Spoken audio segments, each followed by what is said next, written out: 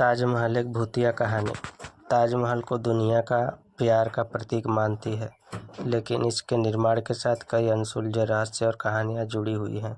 इसकी सफ़ेद संगमरमर की दीवारों के पीछे कई आत्माओं के अस्तित्व की चर्चा होती है।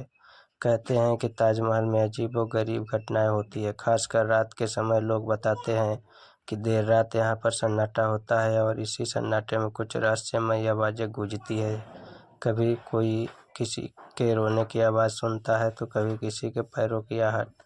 कहानी उस रात की है जब राजेश, एक स्थानीय गाइड, ताजमहल में पर्यटकों का दौरा करवाने के बाद थकान से वहीं बैठा था। अंधेरा होने पर सभी पर्यटक लौट गए थे, लेकिन राजेश को लगा कि कुछ समय वहां अकेले बिताकर वह ताजमहल के वास्तविक रहस्य को महसूस कर सकता है। तभी उसे एक धीमी सी सिसकने की आवाज़ सुनाई दी।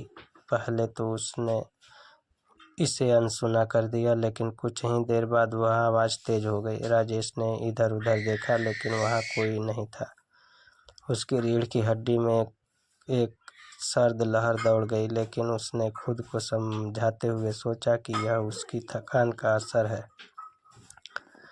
तभी उसकी नज़र संगमरमर के एक खंभे के पीछे छिपी हुई किसी आकृति पर पड़ी। उसने देखा कि एक सफ़ेद साड़ी में एक औरत धीरे धीरे उसकी तरफ आ रही है। उसकी चाल में कुछ अजीब था, मानो वह हवा में तैर रही हो। उसका चेहरा हल्का धुंधला था, लेकिन उसकी आंखें स्पष्ट रूप से लाल थी। राजेश ने डरते हुए उस औरत से पूछा, आप कौन हैं?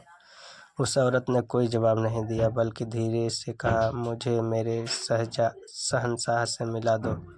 उसकी आवाज़ में इतनी वेदना थी कि राजेश का दिल बैठने लगा। उसने समझ लिया कि यह कोई आम औरत नहीं थी। राजेश ने हिम्मत जुटाकर वहां से भागने का सोचा, लेकिन उसके पैर जैसे जमीन में जकड़ गए थे। उसने फिर कोशिश की और अंततः किसी तरह अपने पैरों को आज़ाद कर लिया। वह दौड़ते हुए ताजमहल के मुख्य द्वार की ओर भागा। रास्ते में उसने गाइड को यह बात बताई, लेकिन जब गाइड्स ने जाकर देखा तो वहाँ कुछ भी नहीं था। राजेश ने उन्हें बताया कि उसने सफ़ेद साड़ी में एक औरत को देखा जिसने शहंशाह से मिलने की बात कही थी।